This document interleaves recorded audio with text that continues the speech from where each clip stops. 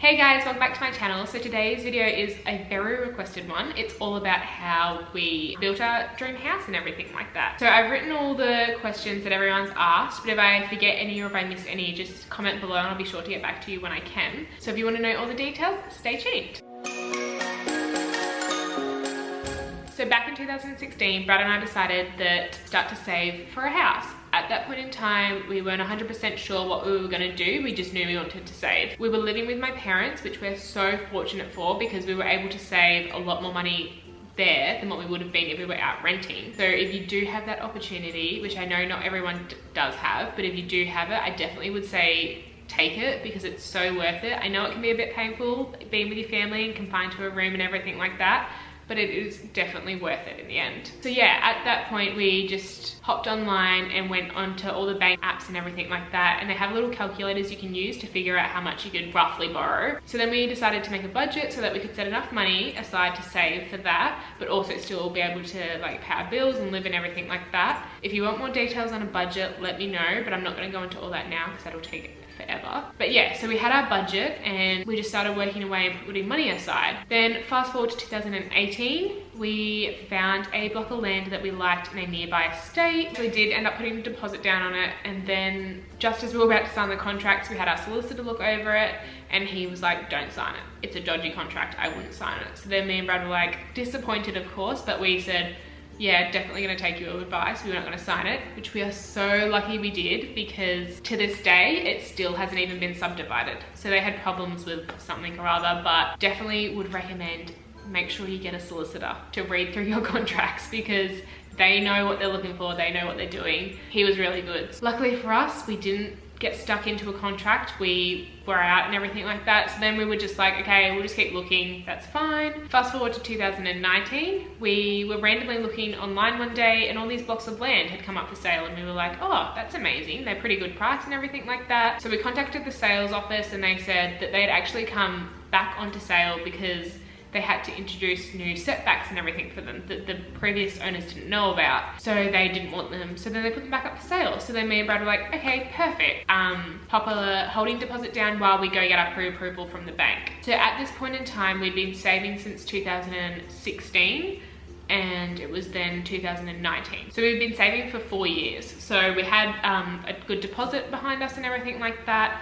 We went to the banks. That is a long process within itself because there's a lot of back and forth with banks of details, everything like that. You've just got to tell them basically your whole life. We decided just to go with our bank that we'd banked with forever because we just felt comfortable with them. Obviously you can go through a mortgage broker and you can go through multiple banks and everything like that, but that was just our choice and we felt comfortable, so we did that. We got the pre-approval, so then we went back to the land sales office and put our deposit down, and yeah, that was it. So we had the land. Little things to remember with buying land though: if you don't build on it within 12 months, you get a land tax amount that you've got to pay. You've got to pay the solicitor, you've got to pay the bank for being there on settlement and everything like that. So there's all these like hidden costs that do add up. So definitely I would recommend at the start to go, what are the hidden costs that I will have? So I can put that aside to make sure that it's not a big shock at the end. So the land itself is 900 square meters.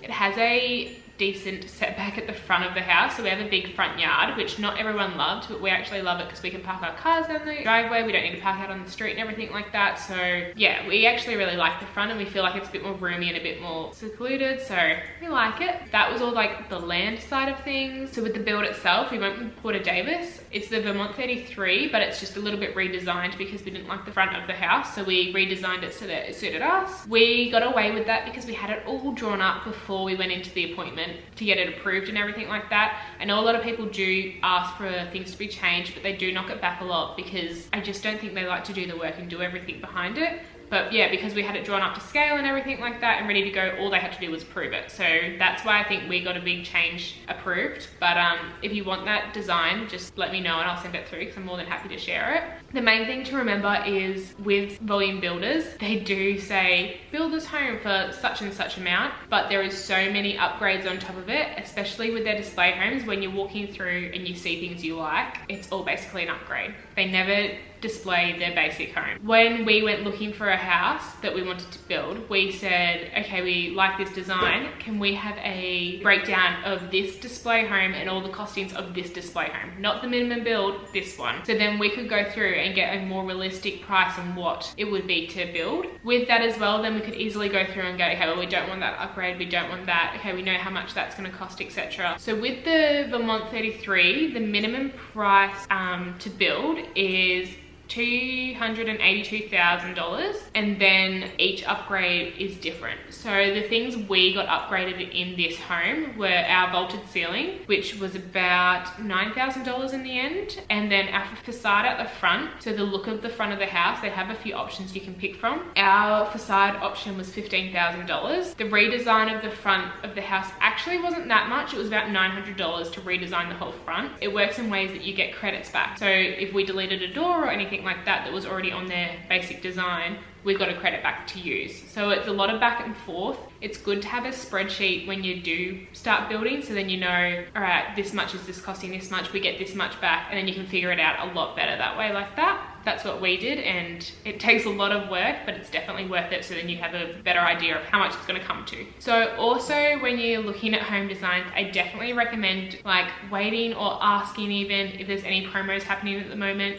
We signed up when there was a 40K upgrades promo, which helped us out so much. Like we wouldn't have been able to do most of the things we did without that promo. So we got 40K worth of upgrades just included for free, which were amazing. So we could do all the extra little things, like we got underfloor heating in the bathrooms and stuff like that. So we just upgraded little things here and there, which definitely do help.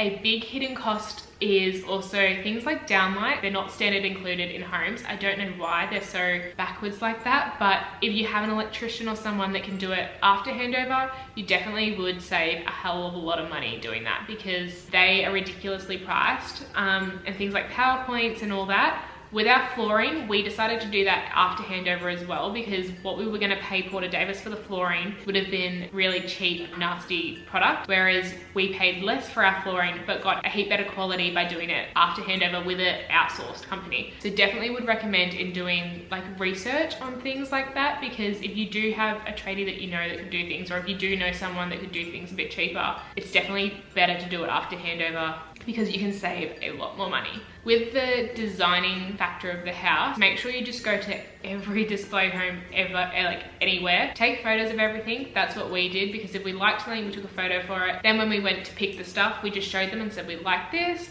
style and everything.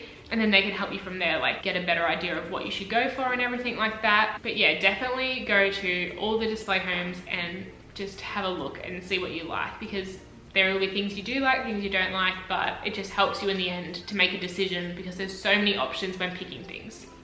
The process of like the length of everything, so it took about 6 months to actually do the behind the scenes things of like all the paperwork, the color selections, the contract and everything like that. That took about 6 months. It does take a long time to do that, because you've got to get council approval, you've got to get permits and everything like that. But I have heard it be like 3 to 4 months, but then I have heard it be 12 months. So it just really depends on your situation and everything. Then with the build itself, that took about 6 months as well. So we were really lucky with our build. Everything went really smoothly. We didn't have any hiccups along the way. There was a few little things, but they were all mostly fine. Our house got built quicker as well, because we didn't have any flooring, we didn't have any heating or cooling, because we were doing that post handover as well. So there wasn't like a lot to do, which is why we got in so quick, I think. Yeah, our build was really good. I have heard some horror stories, so definitely do some research on like volume builders and everything like that. But also when you have picked a builder to go with, I definitely recommend going onto Facebook and finding the Facebook groups for them. Porter Davis had 2 Facebook groups, which helped us so much with so many information, finding out costing of things and everything like that. So definitely would recommend hopping on there and having a look to see if your builder has one. Then furniture and everything, we actually bought all that months before we moved in. So we purchased it all a few months ago, and we would just paint it off slowly over the weeks to make sure that when we moved in, we had furniture and we weren't buying it all as we moved in. With that, we just made sure we had like a couch, washing machine, dryer, fridge, and a TV. And that was about it. Like we just made sure we had the minimum, and then over time, we were like, okay, we can get little things like chairs, a dining table and everything like that. It's still a long process and we're still getting there, but definitely would recommend purchasing it beforehand and slowly paying it off, rather than moving into your house, paying all your bills and everything up front and having to buy furniture. Like it's all a lot at once. So definitely would recommend, if you can do it a few months prior, because that helps a lot. I hope this video was a little bit informative and it helped in the slightest. If you have any more questions or anything like that, just comment below and I'll get back to you when I can. But I hope you're all well and everything, and I will see you in the next video.